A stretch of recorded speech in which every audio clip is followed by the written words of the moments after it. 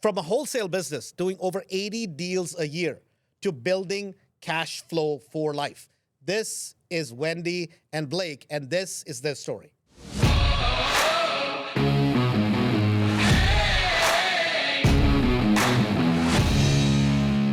Hi, I'm Wendy, and this is Blake. We're owners of Express Property Solutions, where today we're going to show you around our wholesale operation. So come on and join us. Welcome to our office. This is where Jason, our transaction coordinator, sits. Jason works directly with our sellers, our buyers, attorneys, title companies. He makes sure the deal stays on target for closing. Come on this way, I'm going to show you our conference room. So every morning is where we have our daily huddles with our team. So the ones that are virtually sign in on the screen behind me, and then the ones that are in the office, meet here in the conference room. And this is where we talk about the deals that we have going, our pipeline, and not only that, but our goals as well for our team. And then, when we first got this office, I really wanted to do my best to make it as homey as possible. So this is our little coffee, water area. This is where our sellers will sit down and wait, whether they're signing paperwork or what have you. So we kind of make it really homey for them, coffee, water. And then to my left here is where our acquisition managers sit. And this is where they're talking to sellers over the phone, setting appointments, and ultimately getting that contract signed. So over here is Blake's office. We're gonna pass it on to Blake. Awesome, come on in. Hey, so you guys got a whole tour of our office. You got to see where business is happening, where wholesale deals are being made. And we have employees that work remotely as well. But this is where the magic happens, day in and day out. We're literally using our different marketing channels to find sellers. We got an acquisitions team locking these deals up. We got a dispositions team that are selling these houses to our investors. And this office just didn't happen. When we got started 12 years ago, we built this out of our house. And at the end of the day, we didn't have any money to our name. We built this from humble beginnings and just deal by deal. And now we got an office and a whole team behind us, and we wouldn't be here without them. Had I known today, just being a part of Mastery, I wish I would have had that back 12 years ago. But wholesaling has completely changed our lives and given us financial freedom that we hoped for. And we hope with what we can share, that we hope that we can help change your life too. So Blake and Wendy, welcome to the show. And we're going to break down kind of wholesaling today. Your journey all the way from the beginning to what you do today. And then how does cash flow for life kind of tie into that? So welcome. Awesome. Thank you. Thanks for having us. Great So let's kind of start with the very beginning, right? Today, you guys run a very successful wholesale business in Chicago. And then you guys are building cash flow for life on the side, right? These are kind of two ongoing businesses. But for the audience, kind of let's roll the clock back as to what was the start to wholesaling? What led you there? Yeah, I think, what led us there was, being in the corporate world, I kind of found myself like going up the corporate chain as far as we could. Saw myself not having control of my day and my week and being able to have the freedom of the things I wanted to do and having somewhat of a relatively limited income, even though I did well by corporate standards. So, in 2006 is when I jumped into real estate.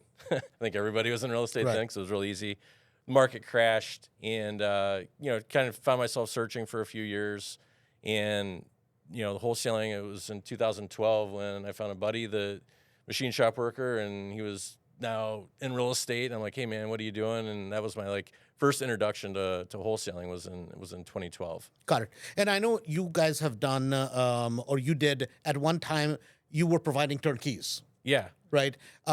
So was that before you started with wholesales, or was the wholesale the gateway drug into real estate?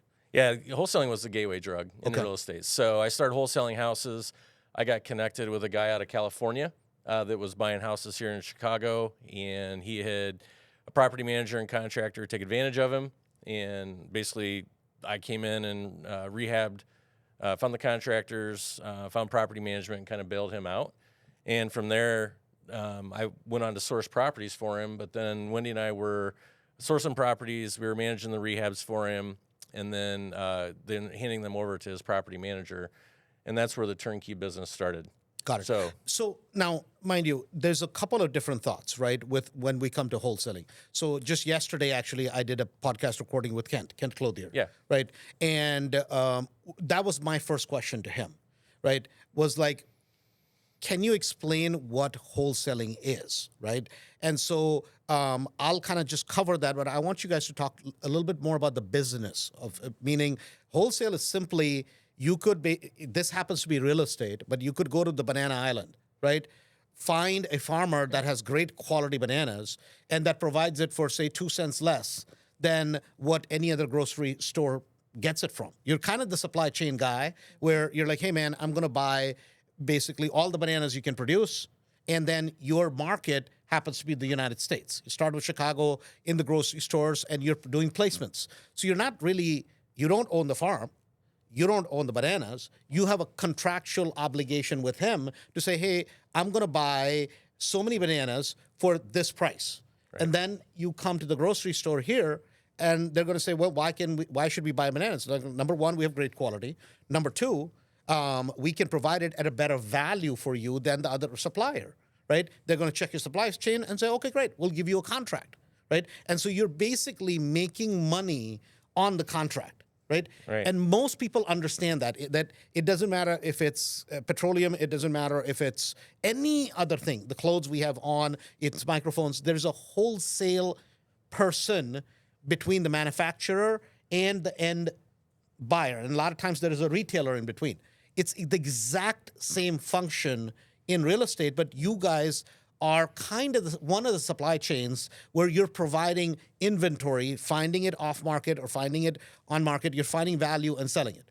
Yet a lot of times what people confuse that with is that wholesaling is investing. Wholesaling is not investing. Correct. Wholesaling is a business of just wholesaling houses, right? Why is there so much confusion? Because a lot of times people think, well, I'm a wholesaler, so I'm investing in real estate. Yeah, that's a great question. I think we look at wholesaling, we're a sales and marketing company. Right. That's, at the end of the day, that's really what we are, and our product happens to be real estate. Real estate, right. You know, but you don't hold it. You don't get to hang on to it. There's no tangible, we have no long-term appreciation. We don't get cash flow from it. It's a one and done, buy and sell it at a discount to investors. But we take it, I think most investors, most of our clients are probably investors that buy maybe 1 to 5, 1 to 6 houses a year. And when they get ready to, they're not constantly looking for new properties. They don't maybe necessarily know how. It's like, I get a project done. Oh boy, now it's closing in 3 weeks. I need another project to put my money into. Whereas, like with Wendy and I. Hold on. Like, before you guys move forward, I want to, because for the audience, we're kind of breaking this down because I want you really to understand what is wholesaling. Wholesaling is a marketing business, right? It's a marketing and a sales business, meaning you're marketing for deals that basically, you could go call 100 real estate agents, say, hey man, you got a deal, build relationships, find deals there. You could do that with sellers that are, be it probates, be it short sales, be it just pure cold calling, or be it mass advertising like you guys do on TV. You're just saying, hey, we want to buy your properties. Hopefully you buy it, you get it under contract at a great price, right? And a lot of times there's a massive amount of confusion where people think that if I'm doing wholesales, I'm investing in real estate. You're not. Nope. No. You just happen to be, the only challenge what I find is it's like a real estate agent. Like if you're a real estate attorney, you're a real estate agent, you're in the business, you're just not keeping the good parts of it. Right? You're kind of, but it's like wholesalers. Wholesaling is probably one of phenomenal ways how you can be the closest person to the deal, and you can go from wholesaling into owning. It's just a matter of change of mindset. Correct. Right? Yep. So how did this come about? Because a lot of people, when they'll look at your office today, right? You guys have an office, you guys have staff, you guys do sales meetings. You're a sales organization today, right? How does somebody go from listening to something like this to where you guys are today? So walk me kind of briefly through that journey. Gosh, where to begin? When we first started, Blake was doing it himself. He was the acquisition manager, disposition manager. He was everything, right? So, and he ramped up, got so busy that, he needed to hire an assistant. So that's where I came along and quit my job and joined in with him. But, in the very, very beginning, it was just him and I. It was literally just him and I taking all the calls, running bandit signs. Like you guys have probably heard me say before, Friday nights was our date night, running bandit signs. And We were doing just that kind of marketing ourselves, you name it, door hangers, what have you. And we got to the point that. So hold on. I want to kind of go back to that because I want people to understand. I know we live in a digital age today, right? Everybody wants to be the next influencer or whatever. But I mean, what you're describing to me is not something very sexy or cool. No. Right? This is very lame. You really expect me to start with hanging, kind of, door hangers and go put bandit signs, right? It's just a lot of times today, people are like, oh, we're not going to do that. We're too sophisticated for that, right? But this is no different, guys. This is no different than somebody owning a little motel, right, in middle of America, husband, wife, running the whole thing. Yes. You're literally the CEO and the owner of the stupid motel, and you're the toilet cleaner if the janitor doesn't show up. I mean, this is just how it is. And it doesn't matter if it's a mechanic shop, if it's whatever. This is everyday home-built business is really what this is, right? Correct. So you guys on Friday nights, did you put Friday nights and why not Monday nights? Explain that because a lot of people may not understand that. Well, we did Friday nights for a couple reasons. So the villages, just talking to the audience here. So, in the cities, when you're putting up signs and things like that, the villages don't like that. So they will, drive around and remove your signs. Literally give you fines and things like that. So they're off Saturday, and Sunday. Yeah, they're not working Saturday and Sunday. So Friday night, literally at like 9 p.m., that's what we're doing. So we're running around putting these things in the ground, and we know we got like the weekend where people are home, they're driving around, they're shopping, they're going to Home Depot, what have you, and they're seeing our number, and hopefully they're going to give us a call. So, and then driving throughout the rest of the week, we see some of them slowly got like picked up, but definitely that's why Friday nights. Got it. Okay. And then again, guys, understand this is going to be a demographic sort of a thing, right? Which is that if you're in city of Chicago, right, in the nice area over there, well, guess what's going to happen? In 2 seconds, you're going to get a call from one of the aldermen, from one of the villages, from somebody raising hell. Oh my God, somebody put a sign over there, you buy houses, right? If you're in the outskirts of Chicagoland, 50, 60 miles out, the way far suburbs, nobody cares. Right. Nobody cares. You got a sign, and you'll see that. You go to sections of Chicago that are kind of C and D areas, people could care less if you put a sign for, we want to buy houses. And this was a funny thing I actually asked Dan one day, right? It's like, people actually call from bandit signs even today. Yep. Is that true? That's very true. That's very true, right? And think about this, guys. Like, and probably Dan said it best. It was kind of funny. He's like, think about who's going to call you. Who's going to call you, right, from a bandit sign? Somebody that is on their last hope. Yep. Right? They're like, oh my God, life has come down to this. Well, might as well give this person a try, right? I mean, and it's funny, a $2 or $3 or $4 bandit sign can literally make you $100,000. Exactly. Yep. Right? And people, a lot of times, guys, the more sophisticated we get, the simpler you keep things, because everybody wants to do the sophisticated things. Do the exact opposite what everybody else is doing, and you'll succeed. So that was kind of the start. Right. Now, at that time, to kind of frame this in terms of volume, now you guys were doing those, what we'll call kind of step one means of marketing, because simply probably you guys didn't have the budget to be able to do what you do today, obviously, right? So humble beginnings at that times. Very much so. So at that time, what was success for you? Was it like, hey, if I do 1 wholesale a month, 2 wholesales a month, how did you look at it at that time? Oh my God, this would be success. So the funny thing is, when I first got started, I told my mentor, if I could just make an extra $5,000 a month, I'd be happy. I would be so happy to do real estate. And it's funny now today, because he's like, I didn't even know how I was supposed to help you, because he's like, that number was way too low. Right, exactly. But yeah, I mean, that's just where we're at. If we could add an extra $5,000 to our lives a month, that was going to make a difference. That was going to make a difference. Got it. And so at the time, Wendy, not a lot of people, right? Because he's from middle of nowhere America. Right. Right? You come from the city, right? I mean, diametrically opposites in terms of how we grow up, right? That sort of thing, right? And a guy that's trying to marry you is telling you, hey, let's go bid up bandits. But clearly you saw something in him, right? And Definitely. you believe the dream that, hey, one day this is going to result into something. Yeah, hopefully. Did yes. you have that background, or were you tired of what you were doing? What was the... So honestly, I did not have that background. Didn't even know about real estate at all. I, was working for corporate America. At that time, when the market crashed, I got laid off, and then ended up in another sales job. So I was working at a sales company at the time that he was doing real estate, and he was ramping up really well. And he was like, "Hey, I think you have an opportunity to quit your job. I need help." And I was like, "Are you nuts? Like, what?" And I kept thinking about it, and I was like, "Well, gosh, okay. Like, I see he's doing really good, and he was already showing me that this was happening." So I just jumped in, and everybody at work was like, "Are you nuts? You're going to go work with your husband and start a business?" And honestly, like, thank God I did, because I never looked back since. Got it. Because, that's kind of job security you're giving up. Yes. Right? Big time. So benefits, everything, right? at that time, you guys started with something basic, right?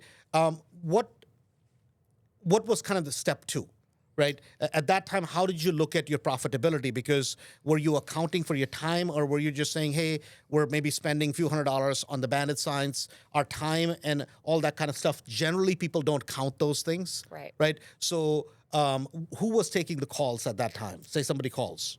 Yeah, the calls came to me. Okay. Yeah, I took all the marketing calls. You took all the marketing calls. Yeah. Okay. So basically somebody calls, hey, I'm thinking about selling my house, blah, blah, blah. So generally at that time, somebody calls you off the sign. Was it other investors calling you? Was it people who just were looky-loos? What was your qualification process at that time? Yeah, I had a notebook and a one-page printout that we just write everything down on. Right. Some people would be calling. Some people would ask, it's funny, I'd get a call and say, I want to buy your horse. And I'm like, what are you talking about, a horse? And that was just my bad handwriting on a sign that was supposed to read house. House. Oh, okay. Yeah. So that's when I took over and started writing the signs. So I got fired from writing on the signs pretty quick. But yeah, we just wrote it down on a piece of either notebook paper, or if I had my lead sheet with me, hopefully I did, and took most of the calls. You did some other investors calling. Got it. But it was just, and those signs would produce, anywhere like 2 to 10 calls a week. 2 to 10 calls a week. Yeah.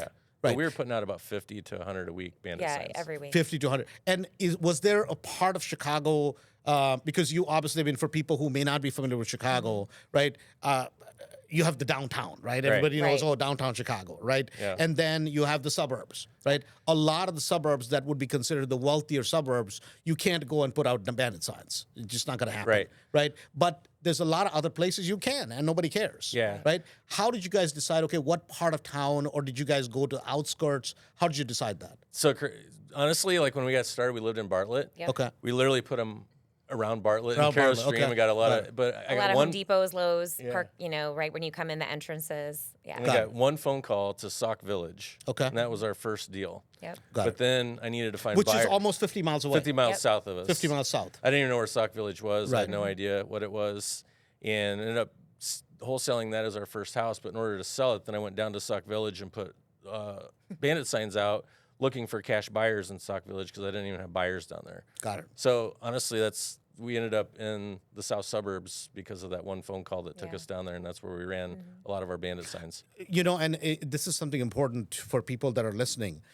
Guys, and this is with every business, right? Every business. You can go join any amount of mentorships. You can go do whatever you want to do. But if you're not willing to take action, right, nothing is going to work, right? Nothing is going to work, right? It's like, happens to me all the time. I join 3-4 gym memberships at a time, right? And then we put a whole gym downstairs, right? It doesn't matter how much equipment we have down there or how many memberships you join. If you don't show up, right, nothing is going to happen, right? And it's better to show up for 10 minutes and do something rather than nothing, right? But yet what happens is we'll go do something for 2 hours one day. Oh my God, I'm so tired the next day. And then we just never do it, right? Whereas if you put in 10 minutes every day, that'll have a much more of an impact rather than trying to do 3 or 4 hours. Because this is something, probably the one and only reason why wholesalers fail, or anybody fails at anything, is because pure lack of effort. Absolutely. Right? I think that's like the biggest, that is what Wendy and I are really good at. During that time starting, 2012 going full time, Wendy joining in 2013, there was always a lot of fear. I mean, like, this is unknown. Like, I'm going on faith that, like, but the one thing I think that we could trust was our work ethic. Like, we knew every day, every week, we would put in the time and effort, even if sometimes we didn't even know if it was going to work. But And we just did it. Consistency. Tell me if I'm wrong or if you agree with this, which is that, sometimes yesterday somebody was here from Mastery, they're brand new, right? And they're like, oh my God, I could just see that stress on his face. He's like, Andrew, this lady came to a 3-day and she really believes, and, we spent a ton of money, but we're here, but man, we're going to make it. And he's stressed out. And I'm like, listen, man, breathe, number one, right? We're here, we're not going anywhere, and we're here with you for the long journey, right? So breathe. Right. We're not going anywhere. And just please understand this. I wish I could tell you that you join Mastery and boom, it'll work tomorrow. It doesn't work this way. Nope. But I promise you one thing. If you're this sincere, and if you're genuinely this sincere, right? Do you believe this works? He's like, man, there's so much proof, right? I'm like, now what you do is you got to trick your mind that, hey, this works for them. Somehow I can bumble it and use us as a crutch. And then gradually, as you start doing more and more, believe me, you just bumble into a deal, right? If you just put in enough activity, right? Yep. You will probably, nothing you do, you'll probably do everything to screw up the deal, but it'll work in spite of what you do. Why? Because it's just a numbers game, right? Yep. You bang your head against the wall at some point, you find the spot, basically that's weak. That's just what happens sometimes. And then you're like, oh my God. Because then you're like, oh, wow. Now I know where to go and do the digging, or where to go. And this is what life almost reveals itself if you put in the effort. Would you guys agree with that? Oh, 100%. In the beginning when we first got started, what I was so nervous about was the contracts. Yeah. And, I was like, I just didn't know everything. Yeah. And, talking to the new wholesalers out there and the new people out there is rely on your title company, the attorneys. They are the experts. And I think I know in the beginning for me, I was super nervous about that. And, Blake kept saying, the title company will figure it out. They'll fix it. They know what to do. And it's true. So you don't have to know everything. Trust on those people. And guys, and I mean this, it doesn't matter if you're listening in Chicago, if you're listening around the country, right? I mean, genuinely. I mean that I'm going to put them on the spot that get a property under contract. Don't go give money to somebody you don't know, right? As soon as you do, look them up, call them. Right? I mean, you can virtually do a wholesale anywhere in the United States, right? Because you may be like, oh my God, Andrew, I got this property in the contract. I don't know. Nothing's going to happen. Nobody's going to hang you. You're not going to jail. Nothing bad is going to happen. I believe me on this. Because this is the fear. Oh my God, we're signing a and that means you're conscientious. It genuinely shows you want to do right by the seller, right? You want to do the right thing, and call somebody and they will genuinely help you. Because why? There is money for them to be made. They can help you through the deal. If you're anywhere in the Chicago market, they would love to JV with you. If you especially have a deal of value, they can make money, you can make money, and you can learn. We just did a brand new deal yesterday with a brand new wholesaler out of North Carolina. Right. Some reason he did marketing in Rockford. Right. He got it under contract, called his buddy in North Carolina, which was my buddy. And he was like, hey, I got this guy that's got a property in Rockford. And Wendy and I had the buyer. Sure. So the new wholesaler made $12,000, and then my buddy and us split $20,000. You guys split $20,000. He made 12, the wholesaler, and then we made 10, and my buddy made 10. Right. And my point being is that reach out for help. And what is cool about today with social media, with all these things, genuinely, you have a lot of great people. I'm not saying everybody's great, but you have genuine lot of great people that you can do JVs with, you can work out a deal with. And when people like them say, hey, we got you, they'll do everything possible. I'm not saying every deal will work out, but you can leverage their knowledge. Now you provide a deal or two, and the other person sees your work ethic, even if the deal doesn't work out. What people appreciate, hardworking people, they appreciate other people that work hard. And you're like, oh my God, this person was so genuine, right? The deal didn't work out, it's okay. But next time, if you have put in that much work, they'll take your call. Why? Just because they respect the work ethic. Absolutely. We want people to succeed. I mean, I think it's so cool. And we've had a lot of people that's been their first deal that we bought it or we've wholesaled it for them.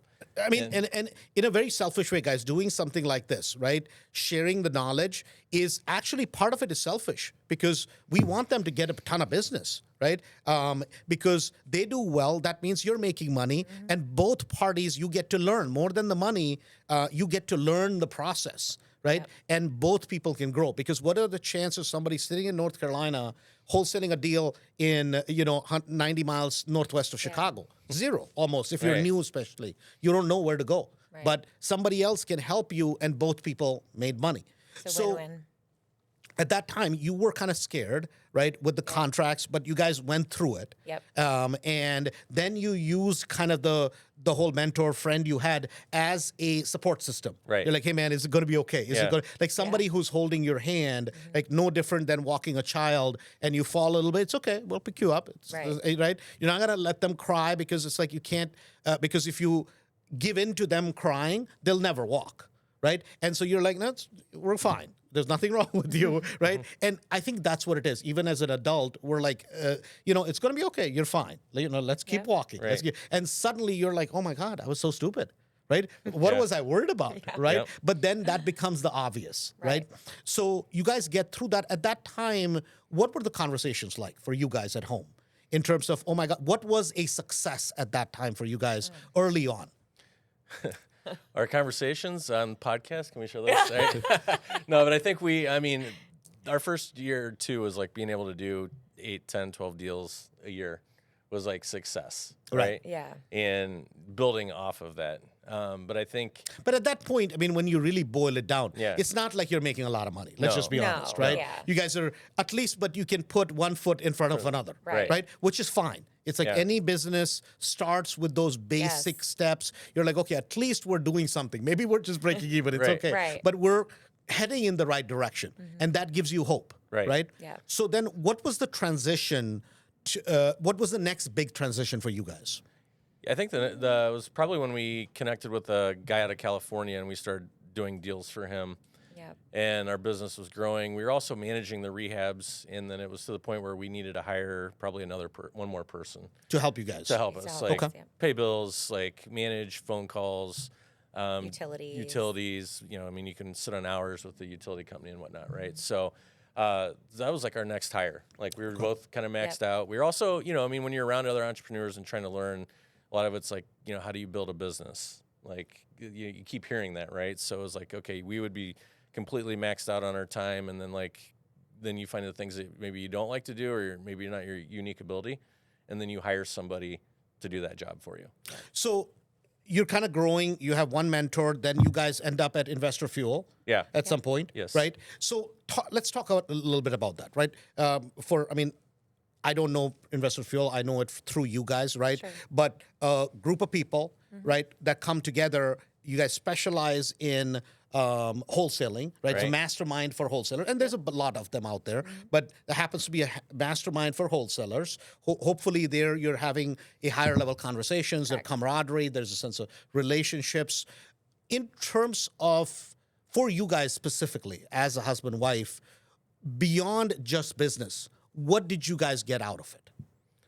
Because you can there's only 5, 6, 8 ideas at the end of the day, Right. But clearly, you're getting more out of it. Right. That you keep going back, right?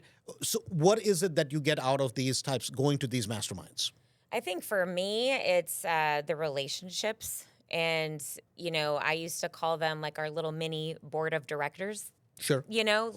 because it's real estate when it's just husband and wife, it was, let's be honest, it's a lonely world, right? And we wanted to really surround ourselves with people that were like us and doing things like us. So for me, it was the relationships. I think that's the biggest thing, and made us realize like, hey, we're not alone here, right? We're not the only ones making these mistakes, or, you kind of learn from different things, different tactics, strategies, things like that too.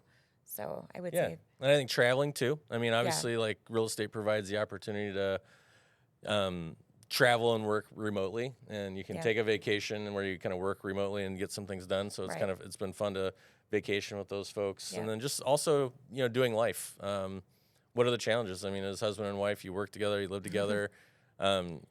Putting up with me every day is not probably the easiest thing in the world, right? So you kind of like talking through those, and like how do you just grow, and like what's bigger? What can we do bigger in life that we're not I think thinking about? it also maybe puts you out of your comfort zone. Yeah. And it lets you absorb, Yeah. right?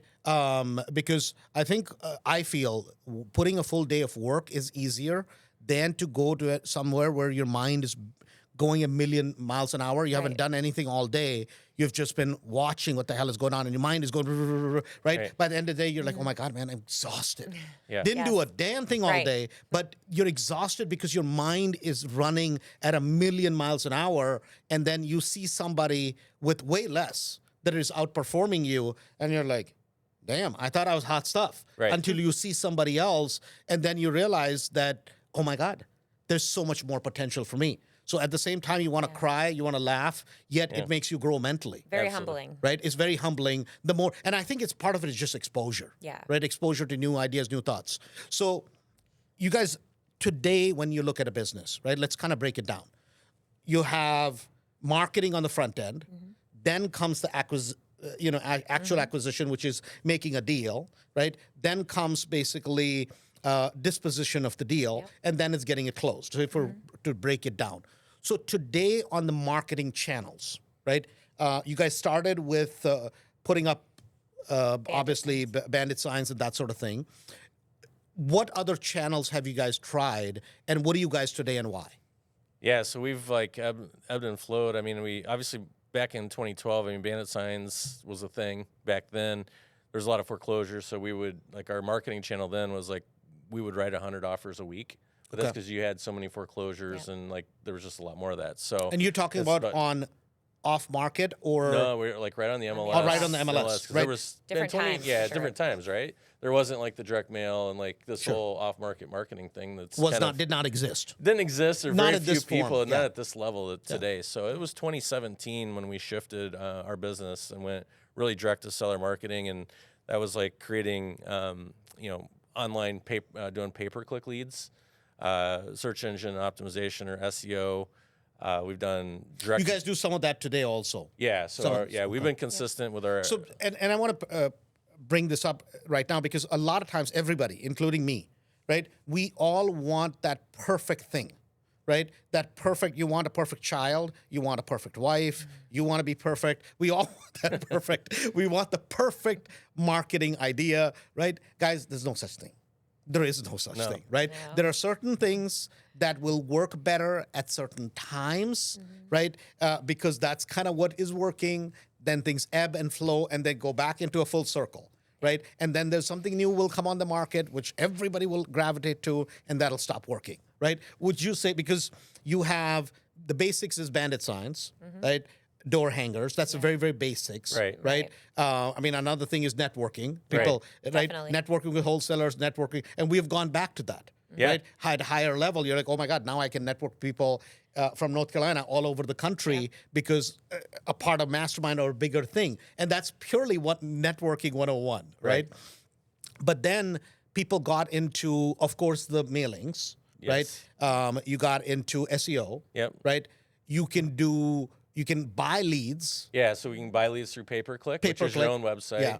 And then they have what's called PPL or paper leads, Yeah. where you pay another company Yeah. for their leads. Correct. And then you buy leads from them. Right. And we've done all that. And you guys have done all that, right? So over the years, right? Let's just pick one thing. Say mailings.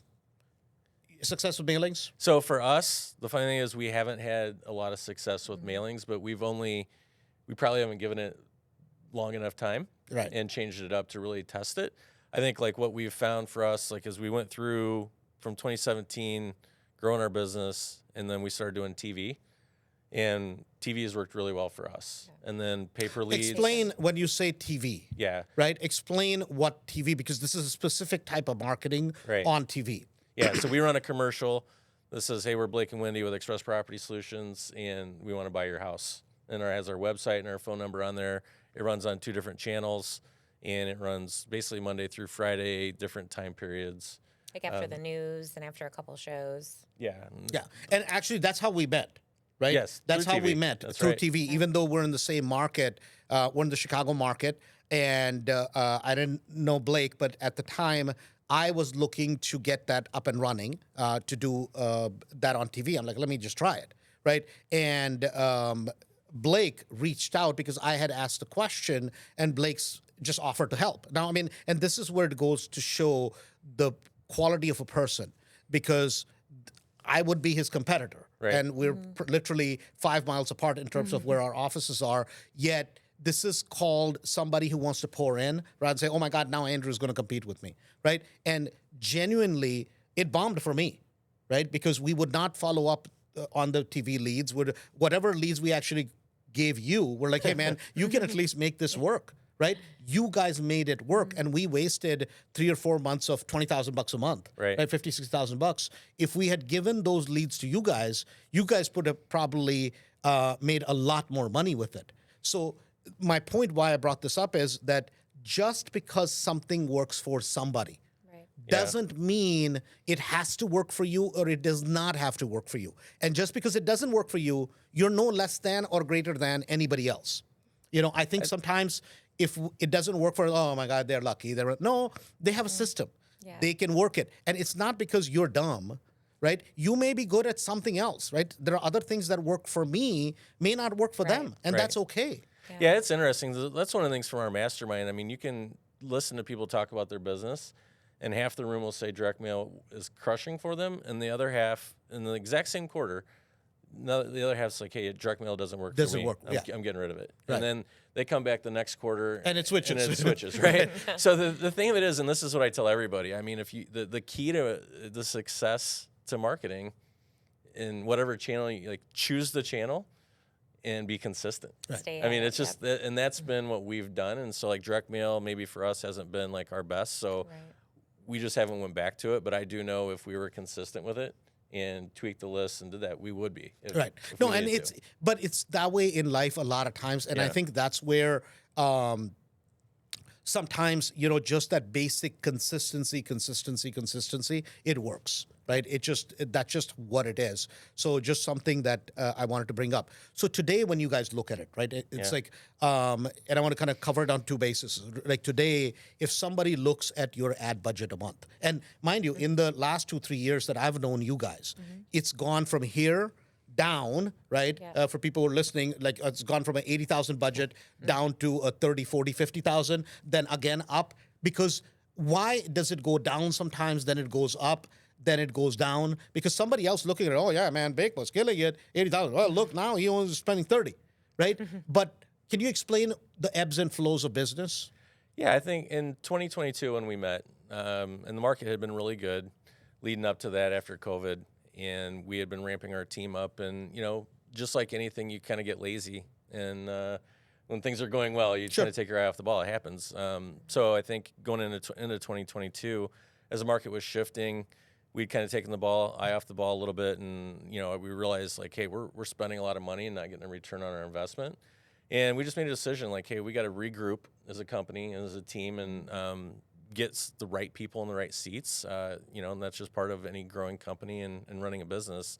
So we did cut it back at the end of 2022. In most of 2023, we ran a budget of probably 22 to 28,000 a year. And we really You mean a month? A month. Excuse me. Yeah. Month. Yeah. Sorry. I wish it was a year. That'd be nice. That'd be nice. Yeah. So, but it was just really, and then really got our systems and processes down. You know, and had because we were, you know, Wendy and I are really run hard.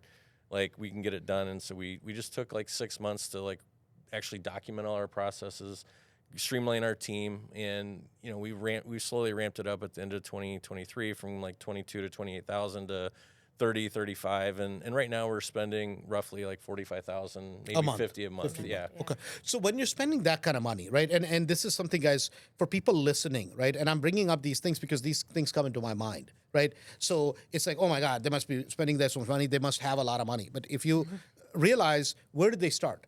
They started by doing simple things, built up a little bit of money. That means they didn't go spend every penny they had.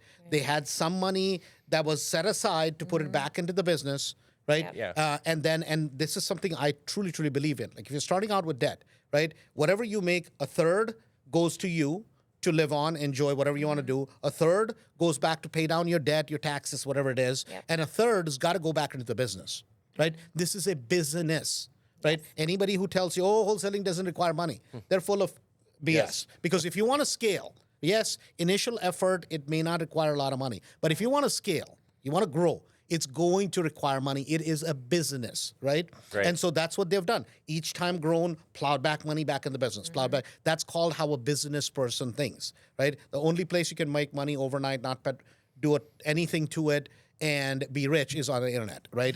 So, Right. and that's not realities of business. That's why. So you've got kind of, but can you talk about, because you were just saying, hey man, January's been great, February, beginning of the year has been very, very strong.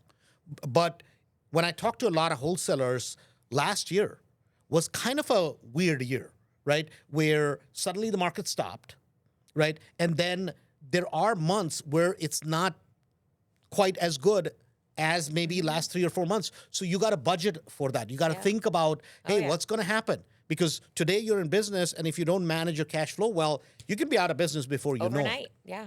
And this is a conversation we have had. How do you guys struggle with that from time to time? Do you want to take that? Yeah, you want me to take that one? Yeah, I mean, cash flow. Yeah, cash flow is a challenge from time to time in business. I mean, we constantly. The good thing is we've followed some principles over the last 4 years to kind of manage our money.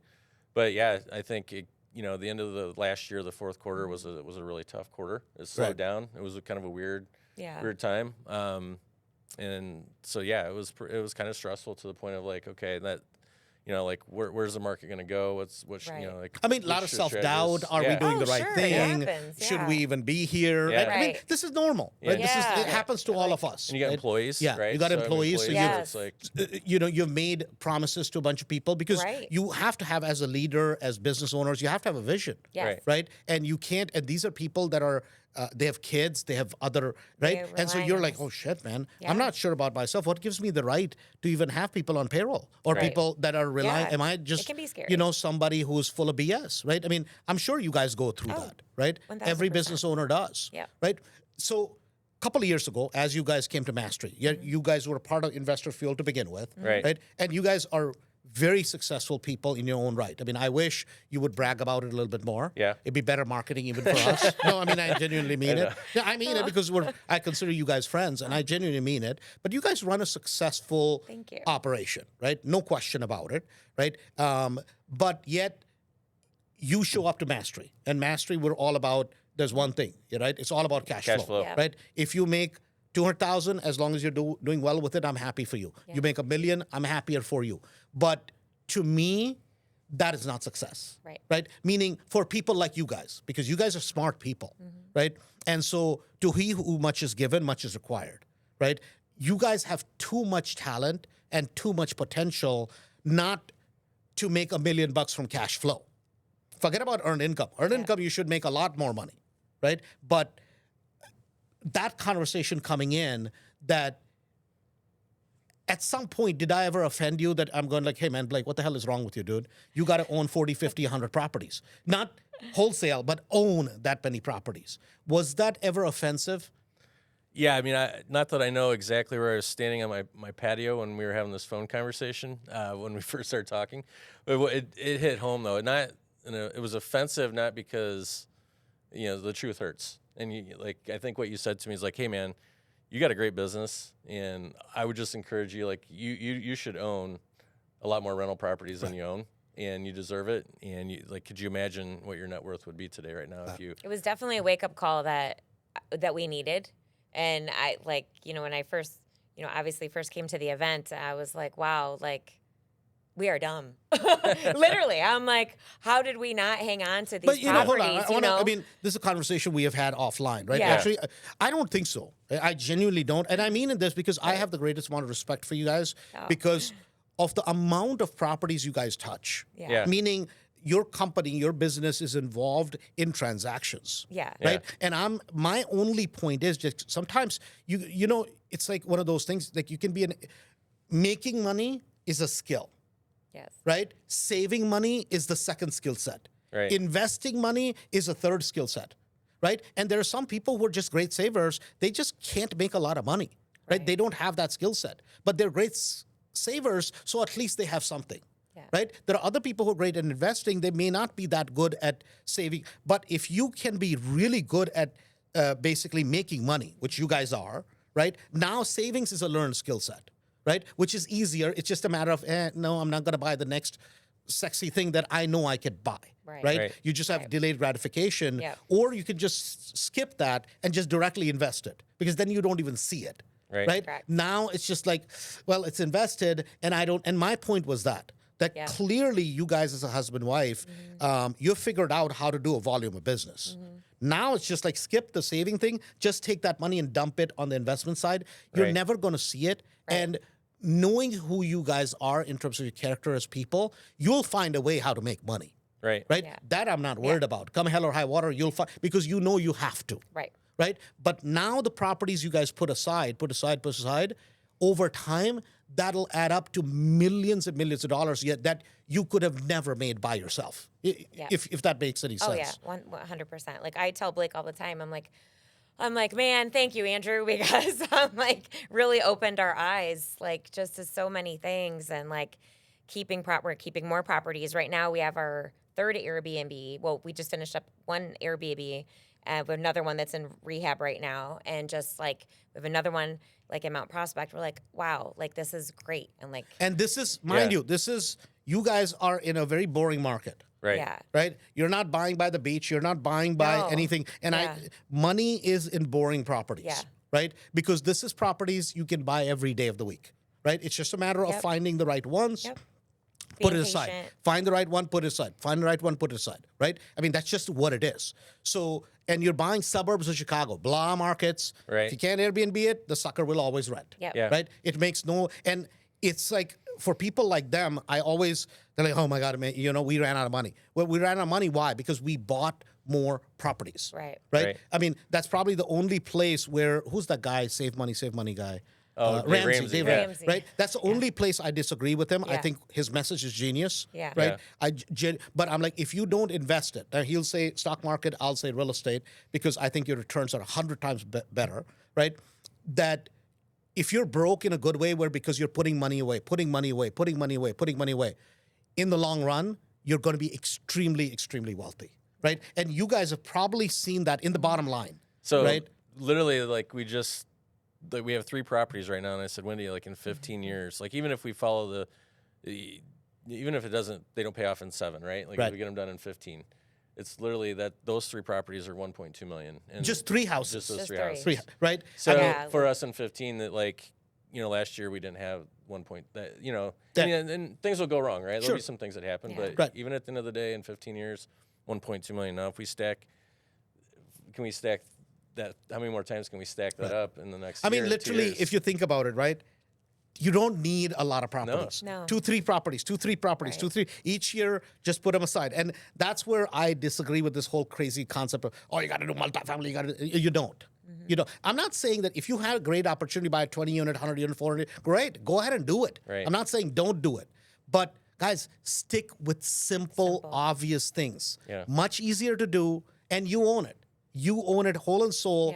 Yep. And do you guys have any other rentals? I know you guys used to have them. Did you guys get rid of some of them? We still have some. yeah, you we're guys still probably have- about up to 10. Yeah, Yeah. we're You start- have yeah. 10 Not rentals. as many as we'd like, but Okay, but so you have your bread and butter business that makes Yep. you money, you live on, is your wholesales. Right. Yep. Right? Any excess money from that, you're deploying away into rental properties or Airbnbs. Right. Right? And that's where the real wealth is. Right. Right? And this is money to live on. And it Yep. could be, you could be an Uber driver, or you could be a doctor, or you could be a plumber. Makes no difference. Right? And none of that is right, wrong, or indifferent. It just is what it is. We all do something to make money. In their case, happens to be wholesales. Right? So to people that really like the whole software things, all this stuff, right? As far as tools for people who want to do wholesales, right? Are there any tools or tips you could suggest to people that they could use or look into? Yeah, I mean, like PropStream is like a great tool for finding deals, finding deals right? and like data, Off-market deals, for off-market data, deals, basically. Data. There's Do you use an outside service, or you use their internal service as far as finding the phone numbers and all that kind of stuff? so we skip trace through them, Okay. and so that's where we get most of our data from. So PropStream. PropStream. Okay. To get a simple like CRM, Okay. you can use REI Black Book. There's RE Simply. RE Simply. RE Simply. really, really simple. Yeah. That's what we first used a while ago. Very user And guys, friendly, like, simple. listen, at the end of the day, it's a reminder tool. Yeah. It's all it is. Yeah. Right? That is all it is, something that'll keep track of your leads, right? And when I was a real estate agent, right, I used to do this every day, print expires, cancels, whatever. And I used to print each sheet for each person, have their number, and I would put them, whoever came today, 30 new, I'd put them on top, right? And everybody else would go in the bottom pile. And then I go through the top, basically last 10 days leads, and I'd put them again and put the bottom ones on top and then call them again. Right? Over time, you have 3, 4, 5, 6,000 leads. The hot ones are always in a different pile, and people would be like, "You're crazy, right? You don't have CRM, you don't have this." I'm like, "What CRM?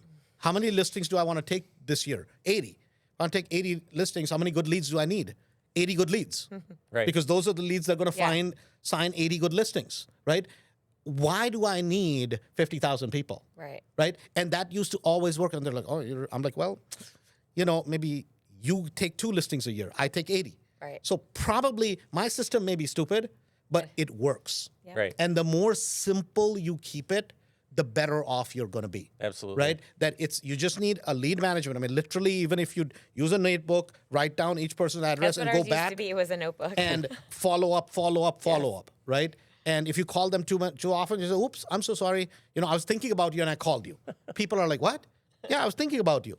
And they're like, "Oh, no, but I told you call me a month." "No problem, I'll think about you again." Call them in a month. Who cares? Right, exactly. At the end of the day, it's, if you're in front of them when they're ready, that's all that matters, right? Top of mind. That's really what a CRM is. Yeah. So, like phone systems, I mean, if you most get like a Gmail account for your email, and then you can get a Google phone number. Google Voice. And that way, it's Google not Voice using is great. your personal cell phone. There's Or also, you can forward it, you whatever forward the it case right to may your be. cell phone, or you Got can it. use CallRail, Okay. which is another phone service that's really inexpensive as well. But Got Google it. Voice is like free.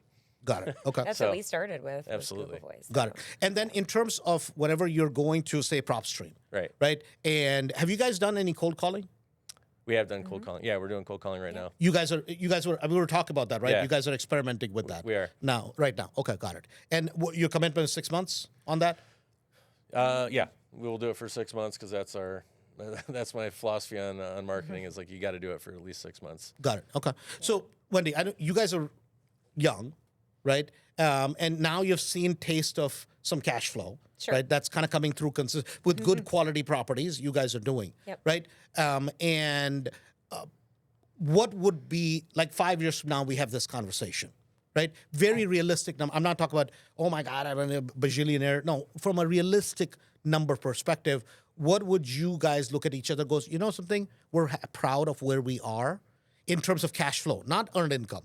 What would you feel that, we got here, we're excited about it, we'll move forward, but we're excited about it? What would that number be for you? Cash flow a month and A month, net. rental properties? Yeah. Income God. without working, not Income from... without working? Oh gosh. Jeez.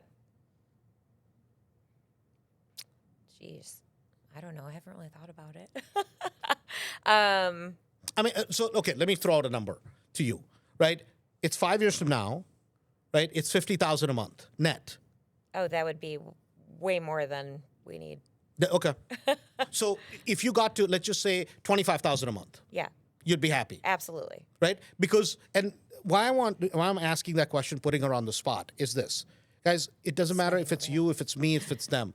We all, at times, get in spots where you're like, man, this sucks.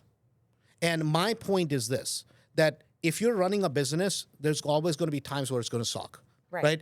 But if you have 10,000 that comes in every single month, you at least don't have to worry about what the basics are because you're like, okay, I only have to make 10 more and I know I don't have to worry about it. Right. But Right. once you start getting to whatever your quality of life is, you call a good quality of life. Right. Now at least that's done. Right. Now you're growing because you want to grow. Right? And I genuinely feel that what our goal should be is get to that spot, be comfortable. You're like, hey man, I might not be rich, I'm never gonna be, on TV, that's okay. Right. But for 99.9% Americans, what the goal should be is literally what we go back to, which is the 257, right? Yeah. It's 2 years, 5 properties, get them paid down in 7. And if you have 10 or 15 of those that are paid off, life is good. Yep. Absolutely. Yeah. And I think that's there's you watch all these YouTube people that have in their fancy cars and living like a great life, right? And it's like it can't be true. Right. There's always like the do more mentality, Right. which is the American way. And Right. I think that's where in our real estate business, that's where Wendy and I kind of got cut up.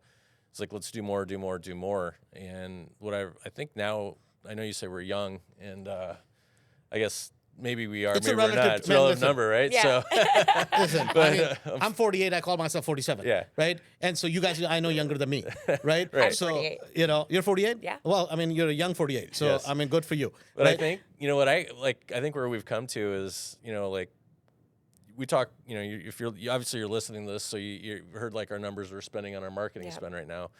That's like really we're not trying to build a bigger wholesale business. Like what we have now, if we could keep our team and keep it solid and grow them and make them better people and better at their skill sets, but and obviously naturally with the size of the team we have, grow our revenue. But it's really just what can we what kind of rentals can we stack up, but not and get our time and freedom back. And that's where And I easy. genuinely believe that you guys can run a good, clean business, have a good quality of life, right? And literally end up at 25, 30 million, no questions asked, Right. without doing anything crazy, Right.